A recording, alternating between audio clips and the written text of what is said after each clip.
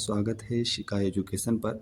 जैसा कि कल के वीडियो में हम लोगों ने जो चर्चा की थी वह इस बात पे चर्चा की थी कि UGC net JRF first paper का जो फर्स्ट पेपर है उसमें उसके सिलेबस का हम लोगों ने अच्छे से अध्ययन किया था।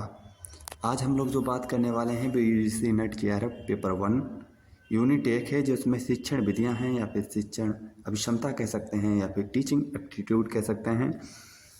चलिए शुरू करते हैं। स्वागत है आपका पुनः शिका एजुकेशन यूट्यूब चैनल पर। और आप इस वीडियो में अंत तक क्या क्या मिलेगा आपको सीखने को। इसमें आप इसमें सीखेंगे कि टीचिंग का सही अर्थ क्या है, यानी टीचिंग किसे कहते हैं। फिर उसके बाद क्या है टीचिंग का उद्देश्य, यानी ऑब्जेक्टिव्स क्या हैं। टीचिंग के उद्देश्य क्या क्या हो सकते हैं एक टीचर के लिए। टीचिंग के स्तर क्या हैं, ठीक है। और फिर क्या है टीचिंग की विशेषताएं क्या हैं, इसके बारे में हम लोग आज अच्छे से चर्चा करेंगे और बिल्कुल शॉर्ट वे में करेंगे। आपको 15 मिनट की लमसम अगर एक क्लास होगी, हालांकि कमी मैं कोशिश करूंगा जल्दी से समाप्त करने की और अच्छे से समझाने की, लेकिन फिर भी मान के चलते अगर 15 मिनट की क्लास है तो समझ लीजिए इसमें से एक क्वेश्चन आपको ज़रूर मिलेगा देखने को। आप PYQ उठा के देख सकते हैं, ठीक है। ऑब्जेक्टिव्स, सबसे पहले हम लोग बात करते हैं कि टीचिंग का सही अर्थ क्या है, ठीक है। यानी टीचिंग है उसका सही अर्थ क्या है। टीचिंग जिस तरह से कोई व्यक्ति अपना काम करता है, ठीक है। जैसे कि मान लीजिए कोई राजमिस्त्री है, वो दीवार उठाता है तो उसका काम दीवार उठाना हुआ ना। वैसे टीचर का काम क्या है, टीचिंग करना। यानी कि एक अध्यापक का जो कार्य है वह है अध्यापन करना। अध्यापन का मतलब क्या होता है कि जैसे जब कोई व्यक्ति या फिर शिक्षक विद्यार्थियों को ज्ञान देता है, ठीक है, यानी नए नए अपने नॉलेज और अनुभव शेयर करता है या प्रदान करता है, उसी को हम टीचिंग कहते हैं। समझ गए होंगे आप लोग, आशा करता हूँ। मैं फिर से एक बार बोल देता हूँ कि टीचिंग क्या है। तो टीचिंग कैसे याद रखना है कि टीचिंग क्या है। टीचिंग जब कोई व्यक्ति या अध्यापक, व्यक्ति में इसलिए बोल रहा हूँ क्योंकि कोई भी व्यक्ति अगर वो आपको नॉलेज दे रहा है तो समझ लिए वहाँ पे टीचिंग हो रही है। चाहे वो आपके माता पिता हों, चाहे वो क्लास टीचर हों, चाहे वो स्कूल टीचर हो, प्रिंसिपल हो, डिग्री कॉलेज के कोई भी हो जो आपको कुल मिला के ज्ञान दे रहा है, तो एक हिसाब से वो टीचर ही हम लोग मान के चलते हैं, ठीक है। तो यानी जो आपको नॉलेज प्रदान करता है या जिस वे में नॉलेज प्रदान करते हैं उसी को हम टीचिंग कहते हैं। यानी कि जब जैसे कि एक छोटे बच्चे को माँ बोलना सिखाती है कि बोलो पापा, तो जो बोलना सिखाना है वही टीचिंग है माँ के लिए, ठीक है। समझ में आ गया होगा अब तो बिल्कुल टीचिंग का अर्थ समझ गए। उसके बाद हम टीचिंग के उद्देश्य समझते हैं, यानी कि टीचिंग के उद्देश्य क्या क्या हो सकते हैं। टीचिंग के उद्देश्य क्या क्या हो सकते हैं। तो टीचिंग के जो उद्देश्य हैं, यानी अध्यापन के जो उद्देश्य हैं वे क्या क्या हो सकते हैं, उसके बारे में हम लोग चर्चा करेंगे। नॉलेज ऑब्जेक्टिव, यानी कि ज्ञानात्मक उद्देश्य। ज्ञानात्मक उद्देश्य का मतलब क्या है कि जब कोई शिक्षक अपने विद्यार्थियों को ज़्यादा से ज़्यादा ज्ञान देना चाहता है, सिद्धांत बताना चाहता है, उसको अवधारणा यानी बेसिक है उसको कंप्लीट करवाना चाहता है। जैसे मान लीजिए मैं आपको नॉलेज दे रहा हूँ तो क्या है आपको ज्ञान, सबसे पहले आप ये ध्यान रखिए कि कोई अध्यापन क्यों करेगा। यानी जब हम कोई काम करते हैं तो उसका कोई ना कोई उद्देश्य होता है। मान लीजिए हम मूवी क्यों देखते हैं, क्योंकि मुझे आनंद आता है। और फिर मान लीजिए कि हम पिकनिक पर क्यों जाते हैं, क्योंकि वहाँ मज़ा आता है। तो वैसे क्या है कि यानी टीचिंग क्या क्यों करते हैं, तो इसका कोई ना कोई उद्देश्य होगा। यानी कि पहला उद्देश्य क्या है, इसमें आप नॉलेज बढ़ाते हैं, ठीक है। पहला उद्देश्य क्या है कि यानी जब नॉलेज बढ़ाने के लिए जब हम टीचिंग करते हैं तो उसे नॉलेज ऑब्जेक्टिव्स कहते हैं। जैसे कि जब कोई शिक्षक अपने विद्यार्थियों को ज्ञान प्रदान करता है तो उसे नॉलेज ऑब्जेक्टिव्स में रखेंगे। उसके बाद क्या है स्किल डेवलपमेंट ऑब्जेक्टिव्स, यानी कौशल विकास उद्देश्य। कौशल विकास उद्देश्य का मतलब आप PMKVY वाला मत लीजिएगा, ठीक है। कौशल विकास का मतलब ये है कि जब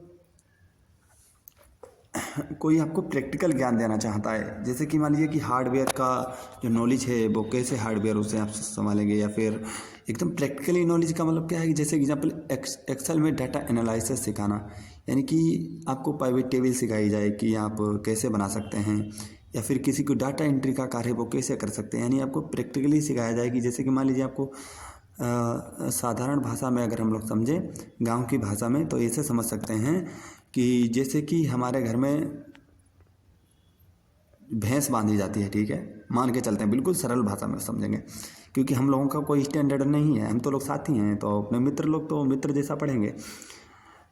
तो उसमें क्या है कि जैसे भैंस है, अब भैंस को बहुत लोग बांध नहीं सकते, रस्सी जो होती है ना उसे बांध नहीं सकते।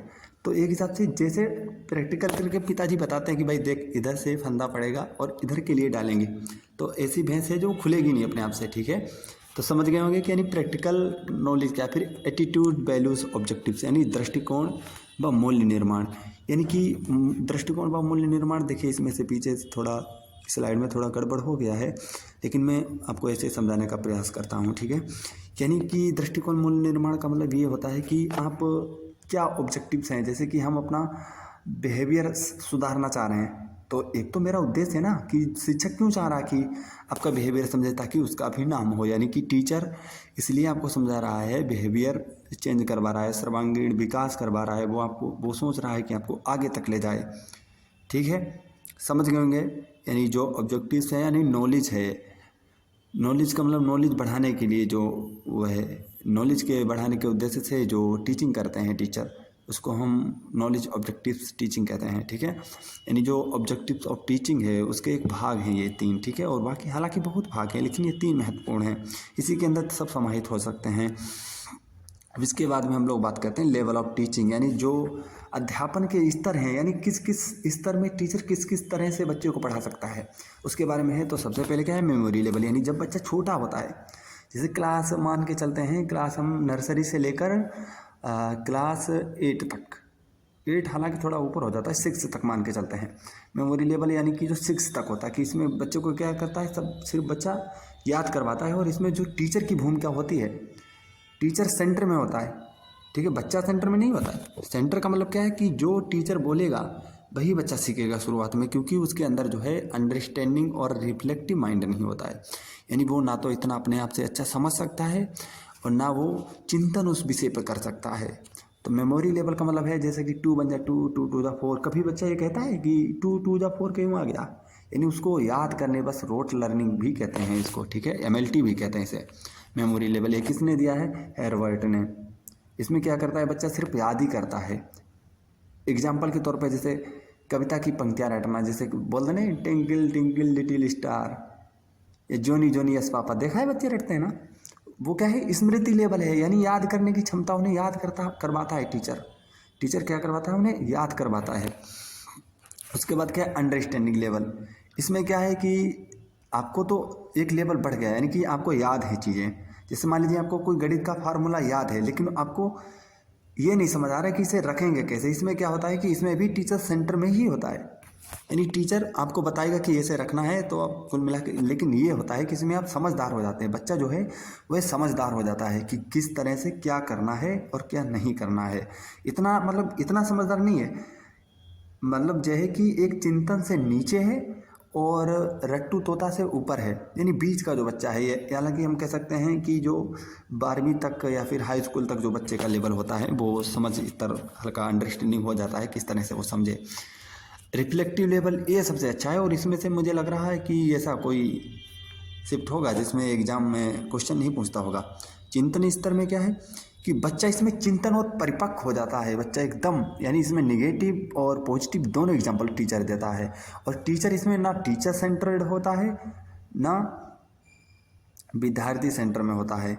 इसमें जो होता है वो सहायक होता है, टीचर क्या होता है, सहायक होता है, यानी कि कोई समस्या अगर आ गई तो बता देगा, जैसे PhD कोई बच्चा कर रहा है तो वो क्या है, चिंतन करेगा ना उसमें। तो आप समझ गए होंगे मैं ऐसा करता हूँ, क्योंकि ये ज़्यादा टफ नहीं है, लेकिन बस ये बार बार रिवीजन करने को हो, जिससे कि आपको ये और ईजी लगने लगे, ठीक है। और दूसरा क्या है, अध्यापन की विशेषताएं, यानी कि क्या क्या एक विशेषताएं होनी चाहिए जब टीचिंग करता है टीचर, तो उसका क्या उद्देश्य होना चाहिए। तो मतलब जो आप पढ़ रहे हैं या फिर टीचिंग पढ़ा रहा है, टीचर पढ़ा रहा है आपको, तो उसमें यानी कौन कौन से उद्देश्य उसके होने चाहिए। टीचिंग इज गोल ओरिएंटेड, यानी कि जो टीचर करें, जैसे हम आपको कुछ बता रहे हैं, आप हमें या कुछ बता रहे हैं, तो यानी हमारा गोल क्या है कि हम लोग UGC नेट JRF पास करना चाह रहे हैं, यानी उद्देश्य आधारित होगा, तब बच्चों का ज़्यादा मन लगेगा टीचिंग में। टीचिंग इज इंटरेक्टिव, यानी कि संवादात्मक होनी चाहिए। संवादात्मक का मतलब ये होता है कि जैसे बच्चे भी बोलते हों और टीचर भी बोलता हो। ये नहीं कि टीचर बस मंच पे खड़ा है और बोले जा रहा है, बच्चे की कुछ सुन ही नहीं रहा, तो वहाँ पे बच्चों का मन नहीं लगेगा, ऊब जाएंगे बच्चे, सो जाएंगे।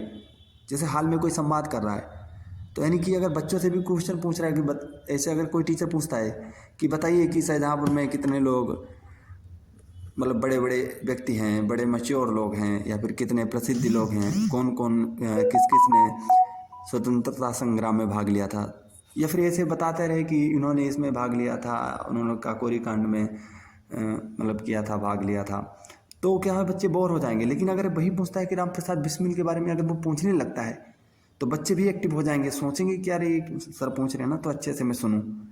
उसमें टीचिंग इज डायनेमिक, यानी बदलते समय के अनुसार होनी चाहिए। ये नहीं है कि जैसे कि मान लीजिए कि पाली भाषा है, आज के समय में ज़बरदस्ती किसी के ऊपर पाली रख दो कि भाई पढ़ो पाली, यानी जो बौद्ध भगवान ने जिस पे प्रवचन दिए थे वो पाली भाषा अगर हम आज के समय में लागू करें तो नहीं हो सकती। यानी टीचिंग क्या है, डायनेमिक, यानी समय के अनुसार बदलते रहना चाहिए, उसमें अपडेट करने रहना चाहिए। टीचिंग कम्युनिकेशन, शिक्षक विद्यार्थी संवाद, इसमें देखिए जो संवादात्मक वो था वही है सेम, तो इसमें बताने की ज़रूरत ही नहीं है। अब क्या है, टीचिंग इंक्लूड्स एवोल्यूशन, ही सीखने का आकलन भी होना चाहिए। जैसे कि टीचर क्या करता है कि जैसे बच्चे को जो सिखाता है उसका आकलन भी बहुत ज़रूरी है, यानी मूल्यांकन बहुत ज़रूरी है। अगर उसका मूल्यांकन टीचर नहीं करेगा तो कैसे पता लगेगा कि इसने क्या सीखा है या क्या नहीं सीखा है। ज्ञान कौशल और मूल्य, यानी teaching focus on overall development, यानी सबसे मेन फोकस क्या है कि टीचर का मेन फोकस क्या था टीचिंग करने के लिए, कि बच्चे का ज्ञान कौशल और अच्छे से अच्छे उसका डेवलपमेंट हो, यानी विकास, सर्वांगीण विकास ही महत्वपूर्ण है। ठीक है, अब इसमें क्या है कि हम कुछ और पॉइंट जान लेते हैं जो कि इंग्लिश में है, यानी समरी जो की नोट्स हो सकते हैं, की नोट से जरूर नोट करिएगा।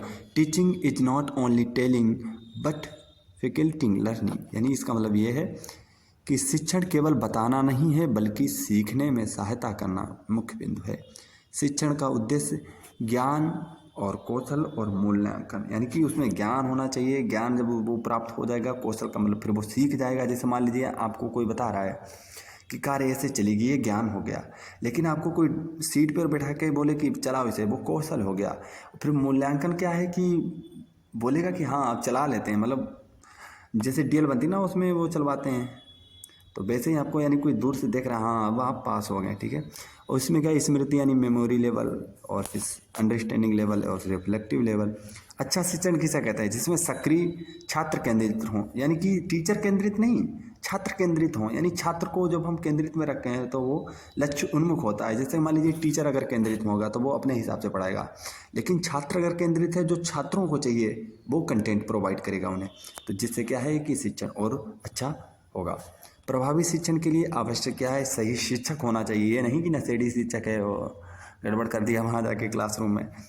सही विधियाँ होनी चाहिए, यानी किस तरह से कौन सा बच्चा, ऐसा नहीं है कि अलग अलग विधियों से पढ़ाना चाहिए। जैसे कहीं पर मैच्योर बच्चे होते हैं, कहीं पर बिल्कुल कमज़ोर होते हैं, कहीं पर एक्सेलेंट होते हैं, तो ये सभी को ओवरऑल देख के ही रणनीति बनानी चाहिए। पढ़ाने से ज़्यादा महत्वपूर्ण है रणनीतियाँ, कि उसकी सही विधियाँ होनी चाहिए, हम किस तरह, और सही वातावरण भी होना चाहिए। तीसरा क्या है, सही वातावरण होना चाहिए।